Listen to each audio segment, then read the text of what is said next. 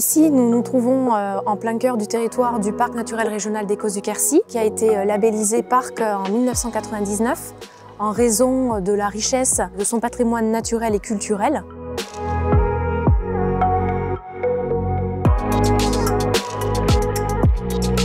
En l'occurrence, sur le territoire du parc, on trouve 8 sites Natura 2000 et le parc naturel régional est animateur de ces sites, c'est-à-dire qu'il travaille avec les collectivités, les agriculteurs, les forestiers, les habitants également, pour mettre en place des actions de restauration ou de préservation des milieux naturels ou des espèces. Donc il y a 3 ans, on a créé un programme éducatif. On a choisi la thématique des chauves-souris par rapport à la richesse en chauve-souris présente sur le territoire du parc et dans les sites Natura 2000. Il y en a une quarantaine d'espèces en Europe et pour le département du Lot, on en a à peu près 25 espèces. Donc déjà c'est un animal qui intrigue puisqu'on le côtoie mais on le voit que très rarement. Le projet qui est présenté par le parc est un projet qui est très transversal. Donc ils ont pu travailler les sciences du vivant, la production des cris et pour moi ce projet est très bien construit.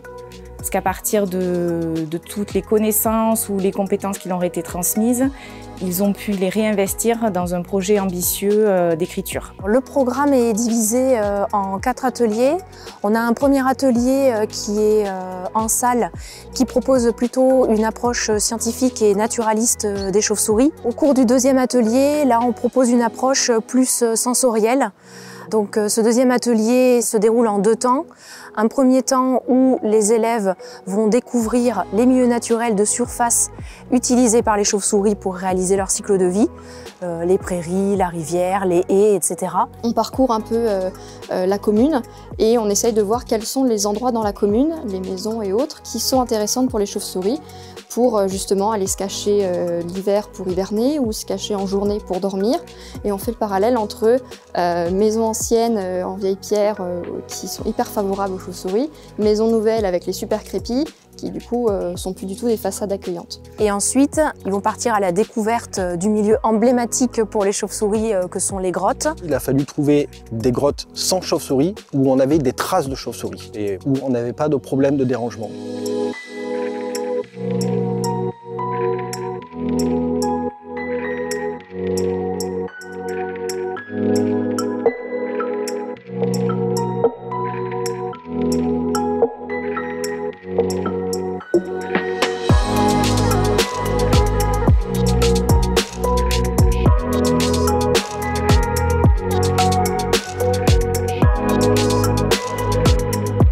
Il va leur proposer, sous forme de jeu, de pouvoir utiliser d'autres sens que la vue pour appréhender le milieu souterrain. Et là, c'est très intéressant avec les chauves-souris parce qu'on va pouvoir travailler avec le noir, par exemple. Le fait d'éteindre, on va ressentir, percevoir le milieu au niveau des odeurs, au niveau du toucher.